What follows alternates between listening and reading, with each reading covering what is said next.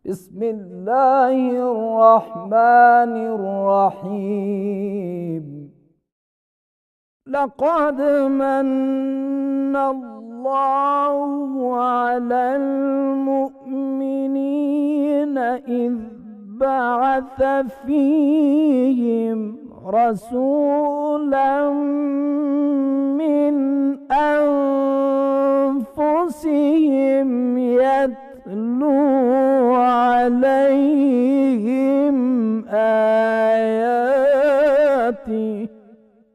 يتلو عليهم آياته ويزكيهم ويعلمهم الكتاب والحكمة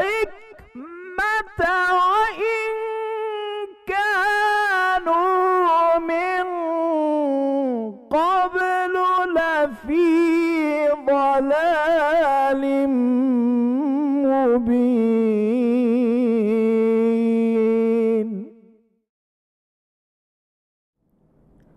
أعوذ بالله من الشيطان الرجيم. بسم الله الرحمن الرحيم. الحمد لله رب العالمين وبه نستعين. اللهم صل على سيدنا محمد وعلى آل سيدنا محمد. أقول لكم السلام عليكم ورحمة الله وبركاته.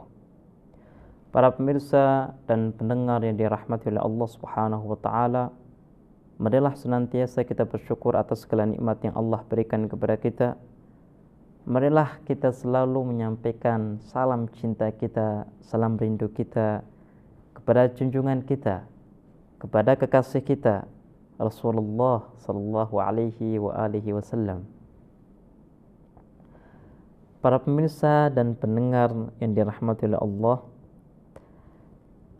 pembahasan kita masih berkaitan tentang sifat adil, di mana sifat adil adalah sifat yang akan memberikan kebahagiaan dan ketenangan bagi manusia. Makanya perlulah kita membahas dengan detail bagaimana sifat adil dan apa saja yang berhubungan dengan sifat adil. Pada kesempatan yang baik ini kita ingin membahas tentang macam yang ketiga, yaitu bersifat adil kepada masyarakat. Allah Subhanahu wa taala adalah zat yang maha sempurna, zat yang maha rahman, zat yang maha rahim. Allah adalah zat yang maha bijak. Allah adalah zat yang maha mengetahui. Ketika Allah Subhanahu wa taala menciptakan manusia sebagai makhluk yang sosial, maka Allah pun memberitahukan dan menjelaskan tentang aturan bagaimana bisa hidup di dalam sosial dengan baik. Allah Subhanahu wa taala menentukan dan menjelaskan hak-hak sosial. Dan hak-hak ini harus dihormati. Hak-hak ini harus dipenuhi.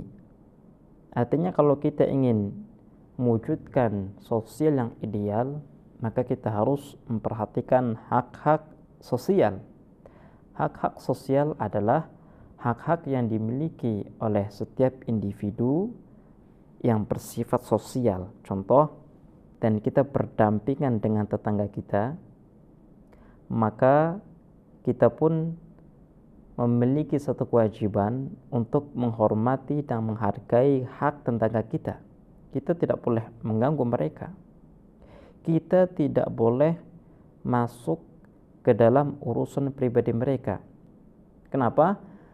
Karena hak yang melarang kita untuk masuk kepada ranah pribadi orang lain.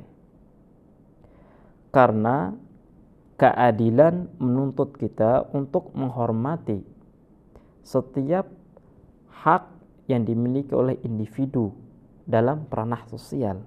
Tetangga kita itu memiliki kehidupan pribadi, dan kita sebagai orang yang ingin bersifat adil maka tidak boleh ikut campur dalam kehidupan pribadinya.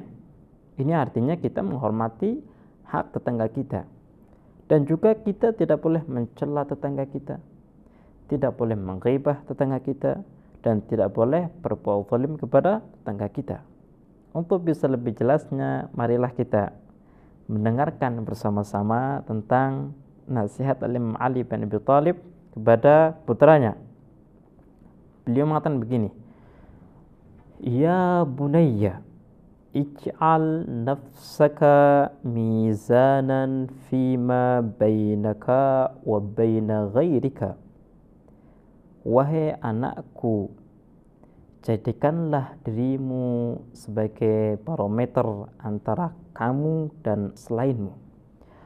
Fa'ahbib li ghairika ma tuhibbu li nafsik.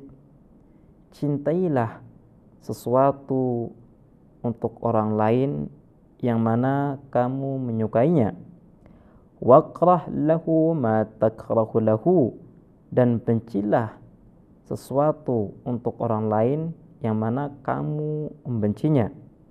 Wala tadhlim kama la tuhibbu an tudhlam. Dan janganlah kamu berbuat zalim sebagaimana kamu tidak suka dizalimi.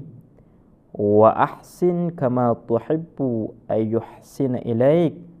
Berbuat baiklah yang mana kamu juga ingin supaya orang lain berbuat baik kepadamu. Beberapa kalimat yang disampaikan oleh Imam Ali bin Abi Thalib menunjukkan bagaimana kita bisa berbuat adil dalam ranah sosial. Imam Ali bin Abi Thalib mengajarkan kepada kita melewati putranya untuk menjadikan apa yang kita miliki sebagai tolak ukur. Apa yang kita inginkan sebagai tolak ukur supaya kita tidak boleh melakukan perbuatan yang semena-mena kepada orang lain. Imam Ali bin Abi Thalib menjelaskan kepada kita untuk mencintai apapun yang ada di selain kita sebagaimana kita mencintai apa yang ada dalam diri kita. Seandainya kita mencintai kehidupan yang nyaman, kita pun harus menghormati orang lain dan kita harus berusaha untuk tidak mengganggu orang lain supaya mereka pun bisa mendapatkan kehidupan yang nyaman. Ini artinya kita berbuat adil kepada sesama kita. Dan kalau seandainya kita tidak suka untuk dipukul, kita tidak suka untuk dizalimi, maka kita pun tidak boleh berbuat zalim kepada orang lain. Kenapa? Karena tadi tolak ukur adalah diri kita. Kalau seandainya kita tidak suka, maka orang lain pun tidak suka. Lah kalau kita berbuat zalim kepada orang lain, maka artinya kita sedang melampaui batas yang sudah ditentukan.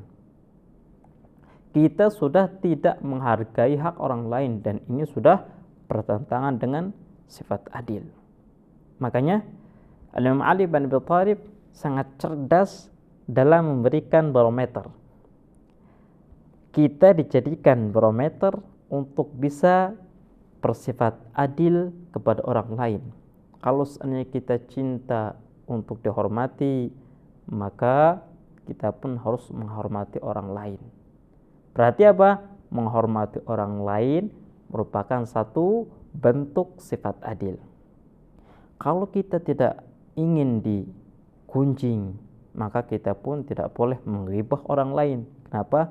Karena ini merupakan sifat yang tercela. Jadi apapun yang kita suka, apapun yang kita benci, kita jadikan sebagai tolak ukur untuk bisa bersifat adil kepada orang lain. Ini adalah macam yang ketiga. Kemudian macam yang keempat adalah bersifat adil kepada orang-orang yang sudah meninggal.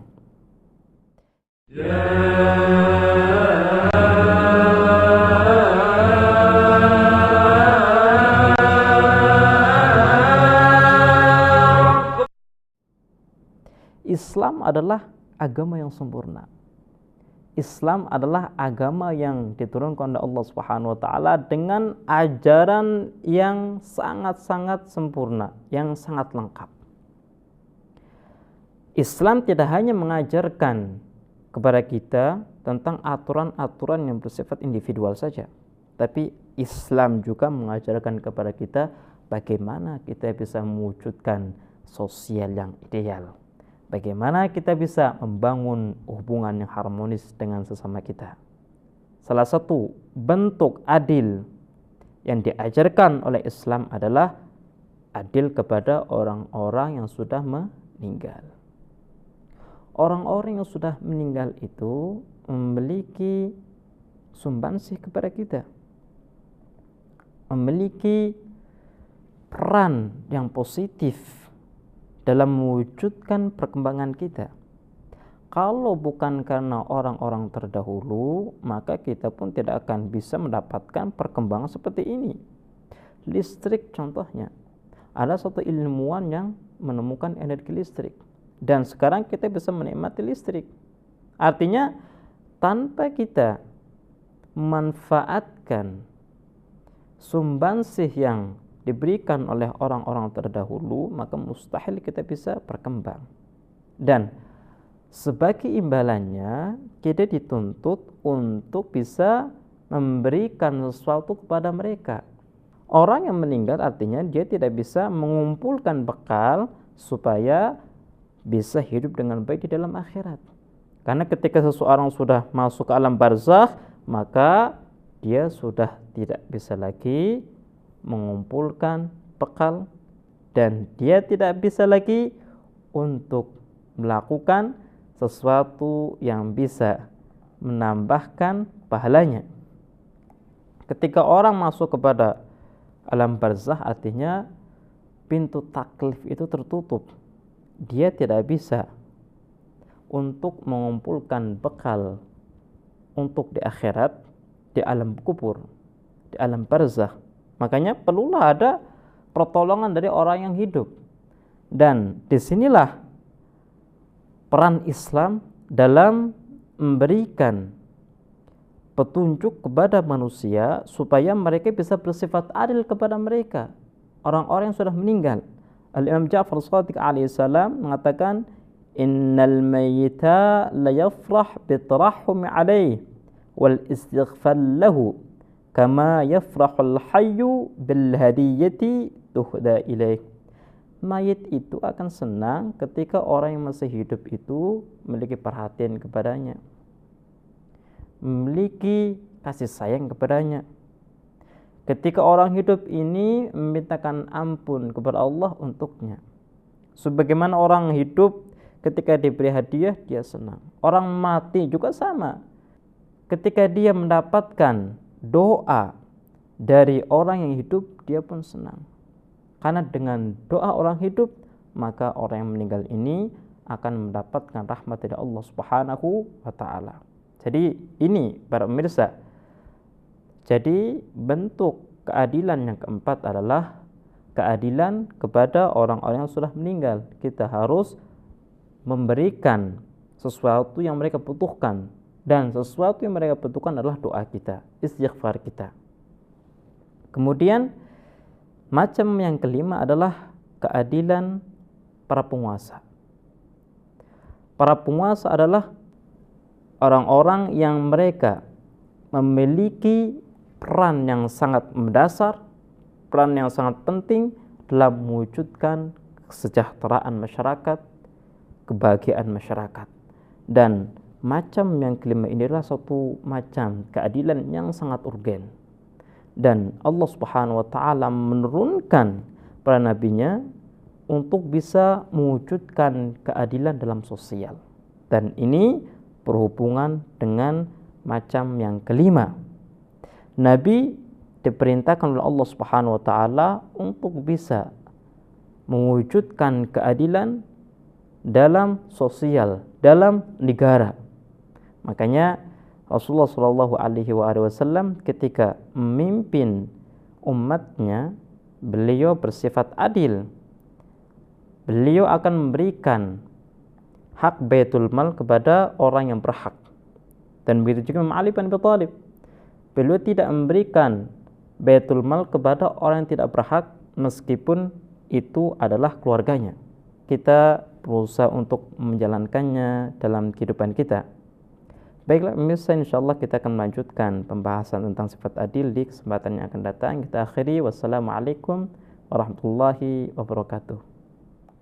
اللهم انفعنا بالعلم وزينا بالحلم وجملنا بالعافية وكرمنا بالتقوى إن وليي الله الذي نزل الكتاب وهو يتولى الصالحين برحمتك يا أرحم الراحمين.